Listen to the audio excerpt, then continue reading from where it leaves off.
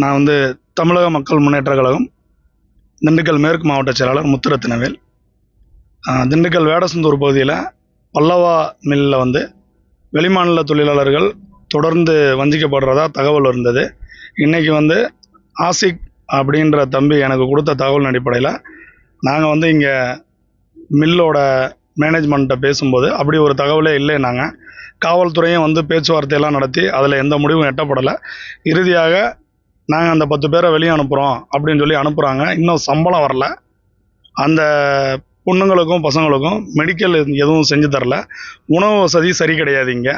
அதே மாதிரி இந்த நிர்வாகம் இருக்கிற திண்டுக்கல் மாவட்டத்தில் இருக்கிற ஒட்டுமொத்த ஸ்பின்னிங் மில்லாக இருக்கட்டும், நார்மல் மில்லாக இருக்கட்டும், அந்த மில்லில் இருக்கிறதுலே ரொம்ப ரொம்ப மோசமான நிர்வாகம் இந்த பல்லவா மில்லோட நிர்வாகம். ரொம்ப திமிராக நடந்துக்கிறாங்க. மக்களை ரொம்ப வஞ்சிக்கிறாங்க. இந்த பிள்ளைங்களெல்லாம் ஒரு வாரம் 10 நாளாக ரூமில் அடைச்சி வச்சு கொடுமைப்படுத்தி அவங்களோட ஃபோன் ரெக்கார்ட்ஸ்லாம் இருக்குது நம்மக்கிட்ட. அந்த ரெக்கார்டெல்லாம் வச்சு நம்ம வந்து கேட்கும்போது இறுதியாக வந்து சம்பளத்தை வந்து 15ஆம் தேதி போடுறோம்.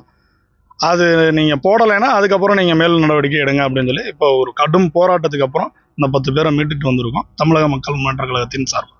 நன்றி.